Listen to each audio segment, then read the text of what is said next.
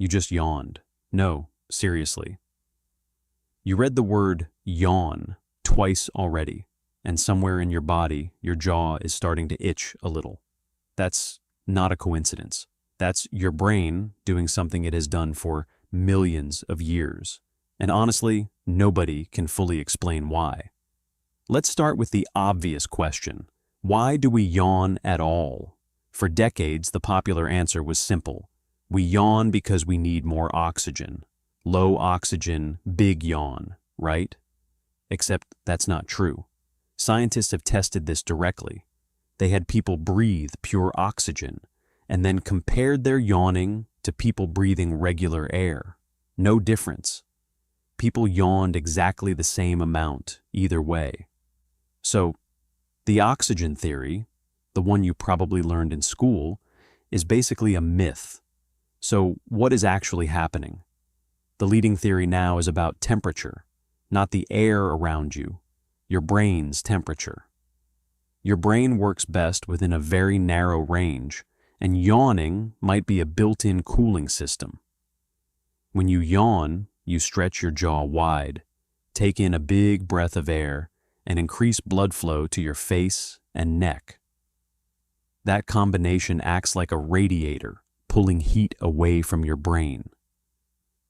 Researchers actually tested this by making people yawn in different room temperatures. In colder rooms, people yawned less. In warmer rooms, more. Your brain, it turns out, might be quietly regulating its own thermostat every time you yawn. And this might explain something else you've probably noticed. We tend to yawn right before bed and right after waking up. Both moments when your brain's temperature is shifting the most.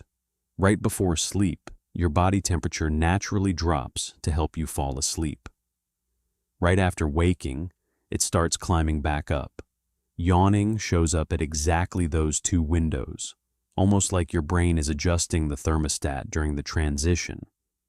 But here's where it gets strange. That's not even the weirder part of yawning. There's also the fact that yawning starts long before you're even born.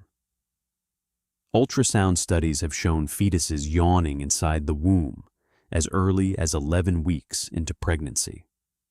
A brain that hasn't even experienced tiredness, boredom, or oxygen debt yet already knows how to yawn. Some researchers think this might be less about tiredness and more about brain development itself, a kind of early exercise for the nervous system, practicing the connections between breathing, jaw movement, and brain activity before any of it is actually needed. And it's not just humans, either. Almost every vertebrate yawns. Snakes yawn. Fish yawn. Even some sharks have been recorded doing it. Which raises an odd question. What could a snake possibly have in common with you, psychologically, that would make both of you yawn? The answer researchers keep landing on is that yawning is far older than emotion, older than empathy, older than social behavior. It's a basic biological reflex that evolution later repurposed for something much more complex in humans and other social animals. The weirder part is what's happening to you right now, reading this. Yawning is contagious, not just from person to person.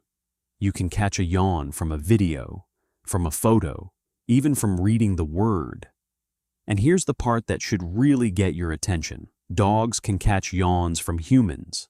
Chimpanzees catch them from other chimpanzees they're emotionally close to. And here's the detail that changes everything.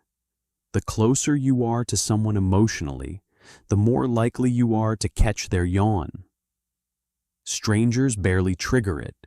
Friends trigger it more. Family, the people you're closest to, trigger it the most. Scientists believe this connects to something called mirror neurons, brain cells that fire both when you do an action and when you watch someone else do it. It's the same system involved in empathy, in reading someone's face and instantly knowing they're upset. Some researchers think contagious yawning might be an ancient social signal, a way for early humans to synchronize behavior in a group. If one person yawns because they're tired, and everyone around them yawns too, maybe the whole group naturally shifts toward rest at the same time.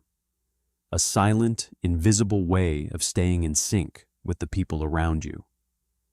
There's actually a theory that this synchronization had survival value. Imagine an early human group sleeping out in the open. If everyone's alertness levels stayed slightly out of sync, there was more risk, more moments where the whole group was tired at once with nobody keeping watch. A contagious yawn spreading through the group could have nudged everyone toward rest at roughly the same time, keeping their sleep-wake cycles aligned. It sounds like a strange thing to evolve for, but a lot of human social behavior turns out to be older and stranger than we'd expect. And that might explain something you've probably noticed but never thought about. Some people almost never catch a yawn. Studies have found that people who score lower on empathy tests are significantly less likely to yawn contagiously.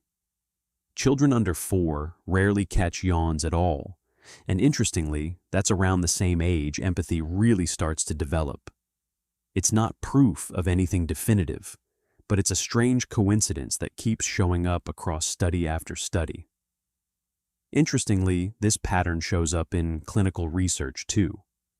Some studies have found that people on the autism spectrum and people with schizophrenia catch contagious yawns less often than the general population, both conditions linked in different ways to differences in social processing. Again, not conclusive proof of anything on its own, but one more thread connecting this strange little reflex to something much deeper than a tired jaw. So next time you catch someone's yawn across a room or a screen, or even just from reading about it, it's worth pausing for a second. That reflex you didn't choose, that you couldn't stop even if you tried, might be your brain's oldest way of saying, I'm paying attention to you. I'm connected to you. We spend so much time thinking about what makes us different from each other. But maybe something as small and involuntary as a yawn is proof of the opposite. Proof that on some deep, ancient level, we're all still wired to move together. We spend so much time thinking about what makes us different from each other.